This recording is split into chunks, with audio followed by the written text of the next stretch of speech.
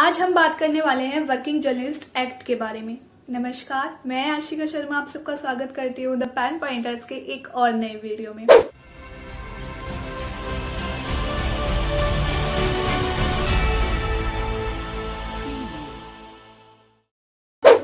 तो क्या है ये वर्किंग जर्नलिस्ट एक्ट और क्यों इसे लाया गया, क्यों इसकी जरूरत पड़ी? तो जो लोग मीडिया में काम करते थे उस दौरान उनके जो हालात थे उसे रेगुलेट करने के लिए ये एक्ट को लाया जाता है। हमारे कंट्री में पहले कोई भी वर्किंग आवर फिक्स नहीं थे जर्नलिस्ट के लिए। उन्हें कभी भी बुला लिया जाता था रिपोर्टिंग के लिए या फिर आर्टिकल्स लिखने के लिए, और उनकी सैलरी भी कम थी और वर्किंग आवर ज्यादा। तो उसके लिए ये एक्ट लाना जरूरी था और इस एक्ट को लाया जाता है 1 जुलाई 1961 में।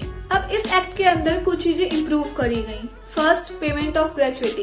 वर्किंग जर्नलिस्ट की ग्रेचुइटी की पेमेंट उनको मिल जानी चाहिए। 3 साल तक जो कंटिन्यूस सर्विस दे रहा है उसको ग्रेचुइटी मिलती है। जो 10 साल से कंटिन्यू सर्विस दे रहा है और अपने मर्जी से रिजाइन कर रहा है तो उसे भी ग्रेचुइटी मिलती है। सेकंड ये था कि वर्किंग आवर्स फिक्स कर दिए गए थे। 144 आवर्स एक मंथ में एक जर्नलिस्ट को काम करना होता है।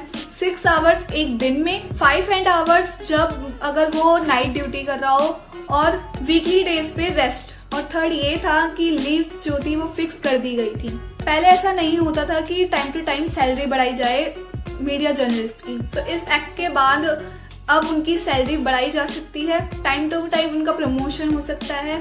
और 50s की प्रोविडेंट फंड जो था वो पहले प्रोवाइड नहीं किया जाता था, तो उसको भी प्रोवाइड किया जाए। और अगर कोई वर्किंग जर्नलिस्ट टर्मिनेट किया जाता है तो उसके जो शेयर्स हैं उसमें तो रिकवर भी हो सकते हैं। अब लास्ट इज की जो इस एक्ट के अंदर मेन बात है, जो मेन डिमांड थी वो ये थी कि एक सेपरेट वेज बोर्ड बनाया जाए जो सेपरेटली काम करे। जो इसके अंदर एक चेयरमैन, 2 रिप्रेजेंटेटिव वर्किंग जर्नलिस्ट और 2 इंडिपेंडेंट पर्सन हैं। और जो नॉन जर्नलिस्ट ऑर्गेनाइजेशन है उसमें 2 रिप्रेजेंटेटिव वर्किंग जर्नलिस्ट की जगह 2 non representative working journalist add हो जाते हैं। अगर आपको ये वीडियो अच्छी लगी हो, जरूरी लगी हो, तो इसे लाइक करें, शेयर करें और सब्सक्राइब करना ना भूलें।